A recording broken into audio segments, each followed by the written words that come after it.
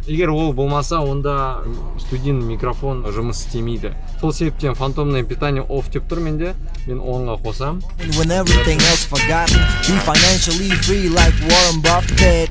Айтуға ұмытып кеттім. В общем, өлең жазғанда мына наушник обязательно керек қой. Наушникті аудио картаға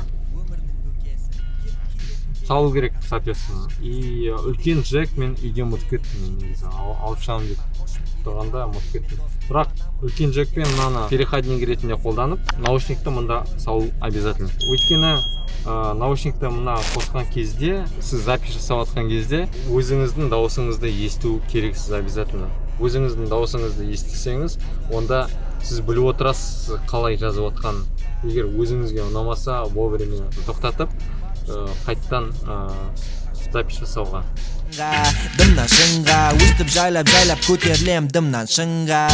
American dream, that's all I got, cause I lost all I got, falling back to drinks of. Мына мен аудио картаны қостым, қосылды, короче, и менде Logic Pro өзімен өзі, мен негізі жұмыс жасап жатыр едім ғой, өзімен өзі ашылды. MacBook'та Logic Pro мен жұмыс істеймін, өйткені Logic Pro негізі өте мықты программа, және де 85-90% музыканттар, профессиональный музыканттар Logic Pro мен жұмыс істейді. Logic Pro'да запись жасайсың, минусовкалар жасайсың, в общем, короче, бәрін істеуге болады. Қазір қараңыздар. Классик Джонни задышал хип-хопом.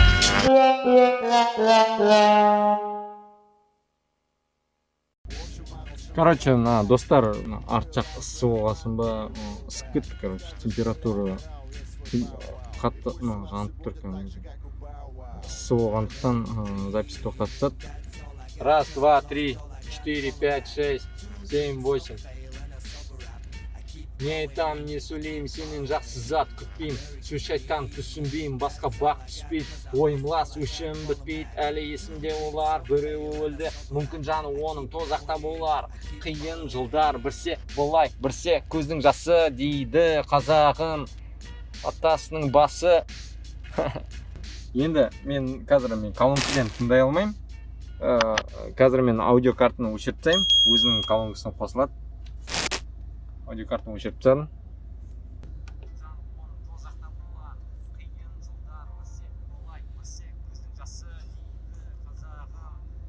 Атасының басы.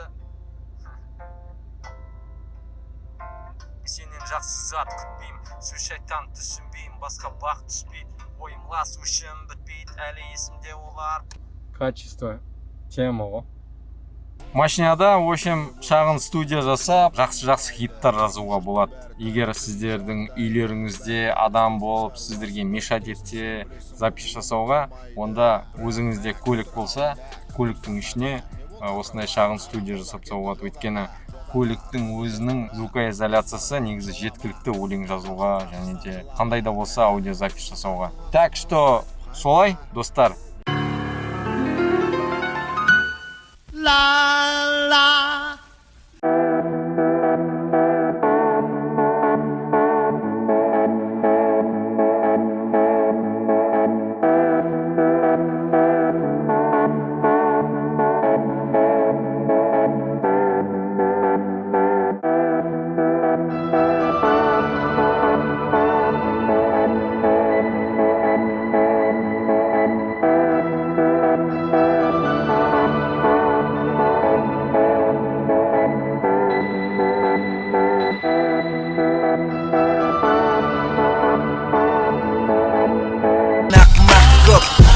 Емес, олар бөлек әңгіме, оларға арналатын әлі тақпақ көп. Бұл жолы бәрі басқаша, сөз бетке